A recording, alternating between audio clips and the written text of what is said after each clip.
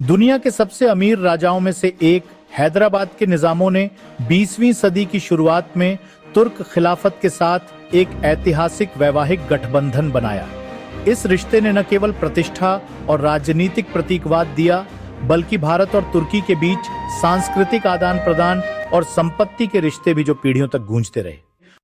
1931 में हैदराबाद के 7वें निजाम मीर उस्मान अली खान के सबसे बड़े बेटे प्रिंस आजम जाह ने तुर्क साम्राज्य के आखिरी खलीफा अब्दुल मजीद द्वितीय की बेटी राजकुमारी दुर्रुशेवर सुल्तान से शादी की। यह विवाह, जो फ्रांस के नीस शहर में हुआ था, दो प्रमुख मुस्लिम राजवंशों, एक भारतीय उपमहाद्वीप में निहित है और दूसरा इस्लामी दुनिया में सम्मानित, के बीच एक रणनीतिक और भावनात्मक गठबंधन का प्रतीक था।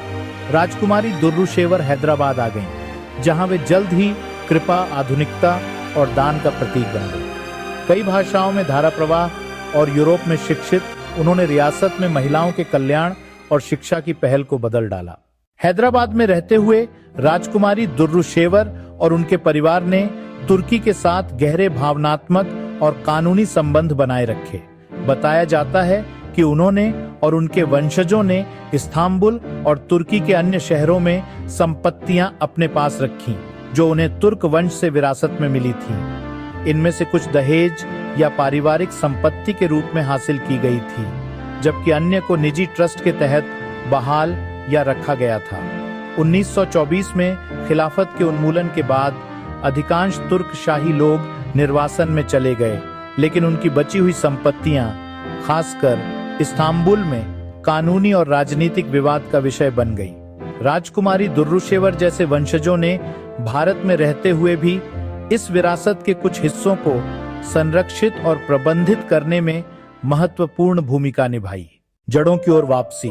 हालांकि हैदराबाद में निजाम का वंश जारी रहा, राजकुमारी दुर्रुशेवर ने आखिरकार अपने बाद के वर्ष लंदन में बिताए और अक्सर तुर्की की यात्रा करती रहीं।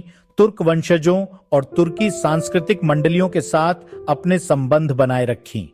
उनके बेटे मुकर्रम जाह, जो 8वें निजाम थे, ने तुर्की में काफी समय बिताया और 1990 के दशक में वहां बसने का प्रयास भी किया। खबरों के मुताबिक वे इस्तांबुल में एक परिवार के स्वामित्व वाली संपत्ति में रहते थे और उन्होंने तुर्क युग की संपत्तियों के प्रबंधन में रुचि दिखाई। हालांकि कानूनी बाधाओं ने पूर्ण पुनर्ग्रहण को रोक दिया। सांस्कृतिक और धार्मिक विरासत। इस अनोखे इंडो तुर्की शाही संबंध के दूरगामी परिणाम थे। ये ऐसे समय में पैन इस्लामिक एकता की आकांक्षा का प्रतीक था, जब मुस्लिम दुनिया औपनिवेशिक विखंडन और खिलाफत के नुकसान से जूझ रही थी। हैदराबाद में तुर्क संस्कृति का प्रभाव वास्तुकला, पहनावे और बौद्धिक जीवन में दिखाई देता था। तुर्की कॉफी संस्कृति के प्रसार से लेकर मीर उस्मान अली खान द्वारा स्थापित उस्मानिया विश्वविद्यालय जैसे आधुनिक विश्वविद्यालयों के संरक्षण तक, निजामों और तुर्क वंश में उनकी शादी की कहानी एक रोमांटिक कहानी से कहीं बढ़कर है।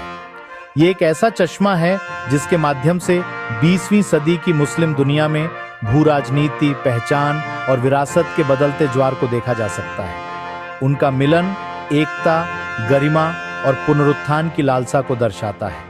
अगर आपको वीडियो पसंद आया हो तो नीचे कमेंट बॉक्स में अपनी प्रतिक्रिया जरूर दें और मॉडलिंग व चैनल को सब्सक्राइब करना ना भूलें दोस्तों।